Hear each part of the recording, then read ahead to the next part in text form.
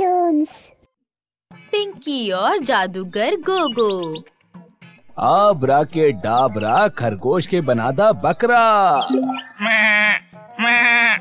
अरे वाह भाई, खरगोश बन गई बकरा।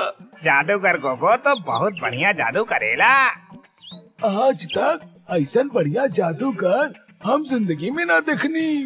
हम बानी जादूगर गोगो। हम तोहनी सबके ऐसा जादू दिखावे आयल बानी जौन आज तक तू सब कहीं भी ना देखले होगा। और अब यही जा देखबा, हम बना दे अब इंसान के बंदर। के आवे के चाही, के बनल चाहेला बंदर।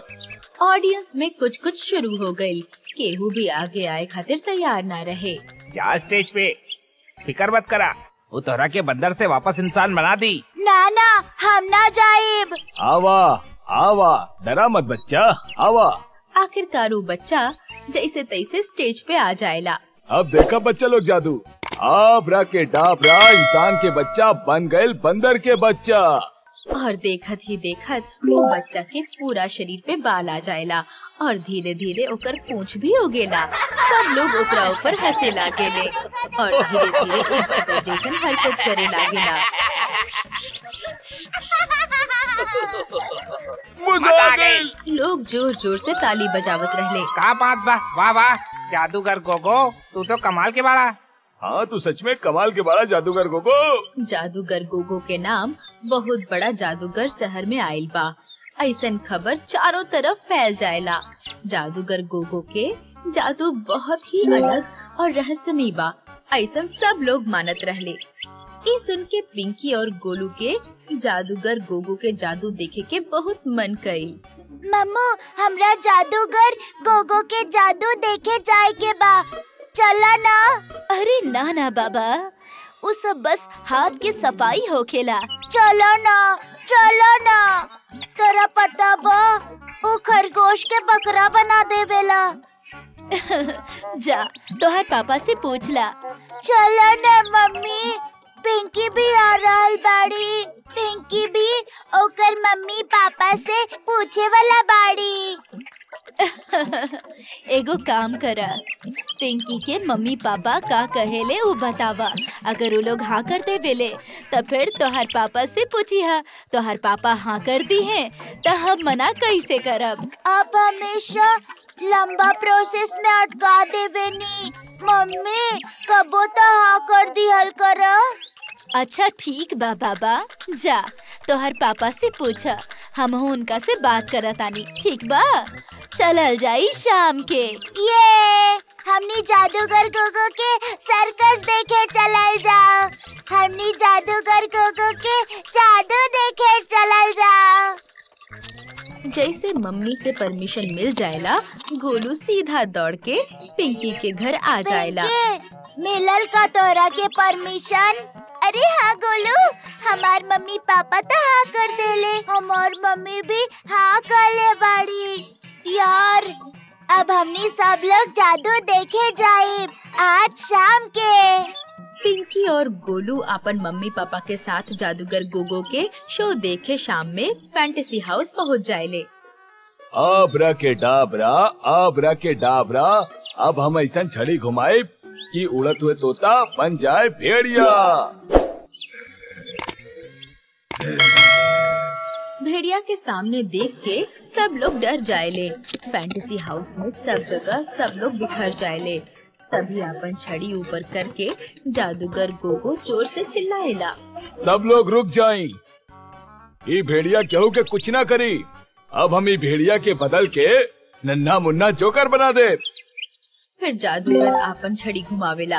वो जोकर इतना फनी रहे कि सब लोग ओकरा देख के रुक गईले और जोर जोर से हंसे लगले। वो जोकर टेढ़ा मेढ़ा छलांग लगा के सब लोग के हंसावत रहे। बीच में वो बॉल के ऊपर चले शुरू कर देलस। वो बड़ा सा बॉल के ऊपर से वो झट से नीचे गिर गए। अब हमने देखा जादुई सर्कस। अभी हमार शेर ये बड़ा सा रिंग से छलांग मारी। 1 2 3 जंप। शेर जोर से जादूगर गोगो के कहला पे वो बड़ा सा रिंग से छलांग लगावेला। जैसे ओकर अपन पाला शेर सबके बहुत पसंद आवेला। वो सब लोग जादू बहुत अच्छा तरीका से एंजॉय करत रहले। खूब ताली बजत रहे। हंसेले।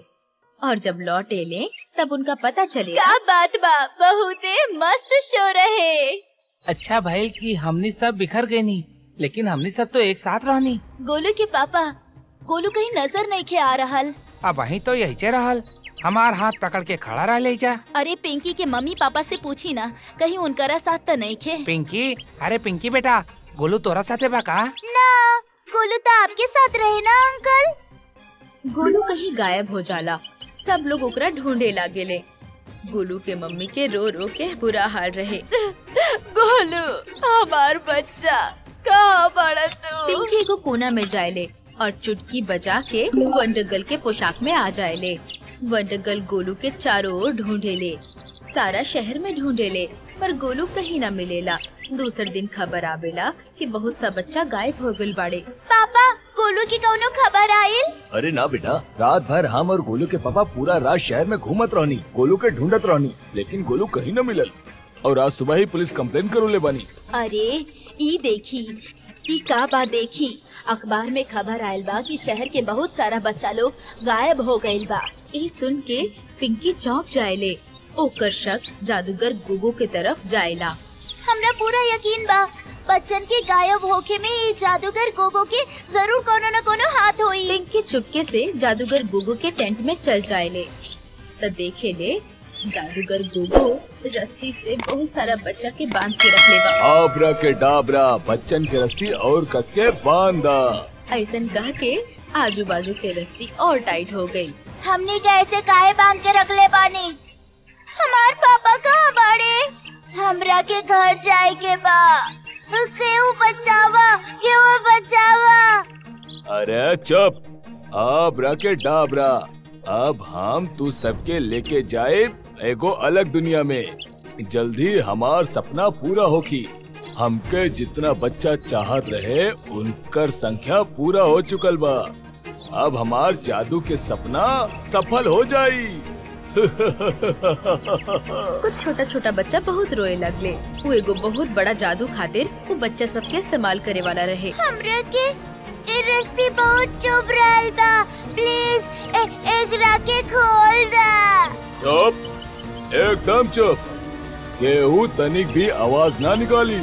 हम वही एको छोट काम करके आवतानी, तब तक सब चुप करके ही बैठिया, बिल्कुल आवाज ना निकले के चाहिए। तू लोगन के जानकारी के खातिर बता दी कि टेंट जादुई टेंट बा, चाहे कितना भी चीखला आवाज बाहर ना जाई। ऐसन कह के जादूगर गोगो टेंट से बाहर चल गई।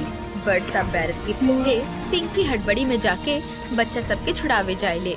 वहाँ रस्सी पिंकी के पकड़ लेवेला। अरे वंडरगर्ल, अच्छा भइल तू आ गइलू, हमनी के प्लीज बचा ला। ओह नो, ये जादुई रस्सी तोरा के भी पकड़ लेलस।